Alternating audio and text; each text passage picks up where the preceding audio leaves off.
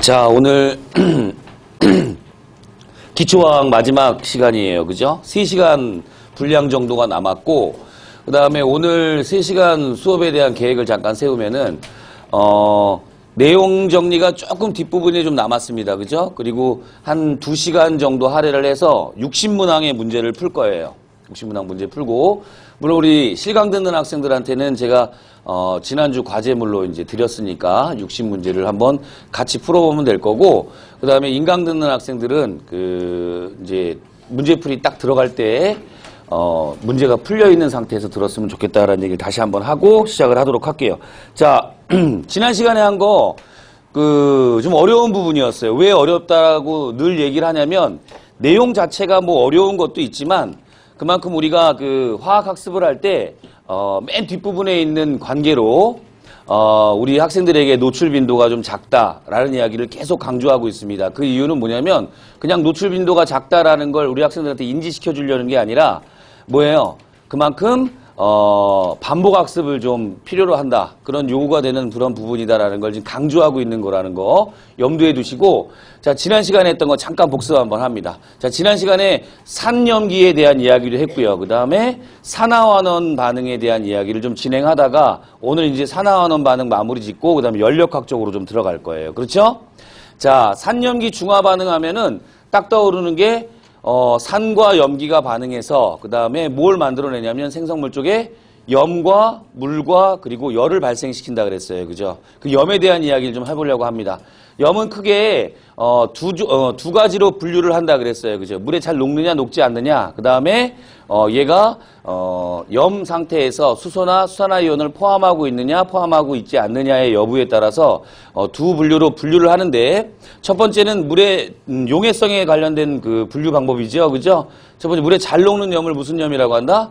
수용성 염이라고 한다. 어떤 이온들을 많이 포함하고 있었어요? 그렇죠. Na+라든가, 그 다음에 K+라든가, 그리고 NO3-라든가, NH4+라든가, 이런 것들을 포함하고 있으면 물에 대단히 잘 녹는 성질을 가지고 있다라고 믿고 문제를 풀어도 좋겠다라는 이야기를 했어요. 그 다음에 이제 두 번째는 물에 잘 녹지 않는 염, 어떤 염이에요? 불용성 염이라는 게 있습니다. 그죠? 불용성 염이라는 용어를 언급하면서 제가 또 하나의 비슷한 용어를 언급을 했어요. 뭐가 있었죠? 난용성 염이라는 게 있어요. 그죠? 난용성 염은 항상 어떤 것과 연결시켜서 나온다 그랬어요? KSP, 용해도 곱상수하고 연결시켜서 올해 2번이나 출제했다라는 이야기를 했고요. 그 다음에 그거는, 문제가 어느 정도 문제의 수준이 픽스되어 있기 때문에 그건 문제풀이 반에서 좀 더 심화 있게 다루겠다. 그죠? 그렇게 이야기를 했어요. 이 불용성 염에는 앙금이라고 불리우죠. 그죠? 그런 것들은 주로 어떤 걸 많이 포함하고 있어요? 양이온으로는 CaE+나 그 다음에 Ag+나 BaE+ 이런 것들을 많이 포함하고 있었고요. 그리고 음이온 중에서는 CO3E-, SO4E- 이런 것들을 좀 포함하고 있으면 우리가 불용성 염이다라고 치부에도 큰 문제가 없겠다라는 이야기를 했어요. 그죠? 그리고 대표적인 우리 앙금하면 AgCl이라는 것도 있었죠. 그죠? 근데 Cl-라는 게 앙금도 형성하는 음이온이기도 하지만 앙금을 형성하지 않는 경우도 많기 때문에 제가 이 큰 틀에서는 좀 제외를 했다는 걸 염두에 두시고요. 자, 그 다음에 두 번째 분류는 어땠어요?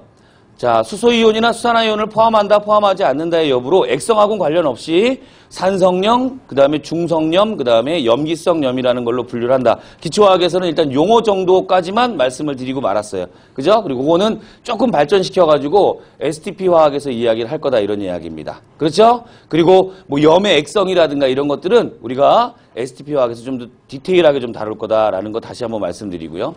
그 다음에 이제 산염기 염에 대한 이야기를 이렇게 정리를 하고 이제 산화환원 반응으로 살짝 넘어와서 복습을 하고 있어요. 지금 복습을 하다 보니까 산염기 정의부터 들어갔죠. 그죠?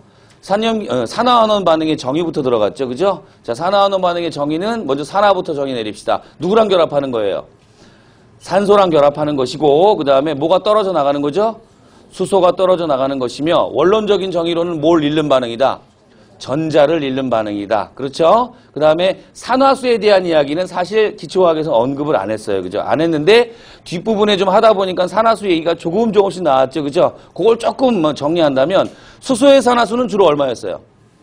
수소의 산화수는 플러스 1이었어요. 그죠? 웬만한 문제는 수소는 플러스 1로 가정하고 문제 풀어도 괜찮아요. 그죠? 근데 예외가 조금 적용된다라는 거, 예외는 제가 STP에서 얘기하겠다라고 말씀드렸고요. 그 다음에 산소의 산화수는 주로 얼마였어요? 마이너스 2였어요. 그죠? 이 산소하고 수소가 이렇게 기준이 되는 이유는 바로 뭐냐면 비금속 원소 중에서 산소는 굉장히 전기음성도가 큰 편이고 수소는 전기음성도가 작은 편이었어요. 그죠? 그러다 보니까 이 산화수 결정할 때 수소하고 산소를 주로 많이 이용한다. 아니 선생님, 수소보다 더 작은 것도 있고 그 다음에 산소보다 더 전기음성도가 큰 것도 있는데 왜 굳이 산소하고 수소라고 만약에 물어본다면 뭐라고 대답할 수가 있어요? 산소하고 수소가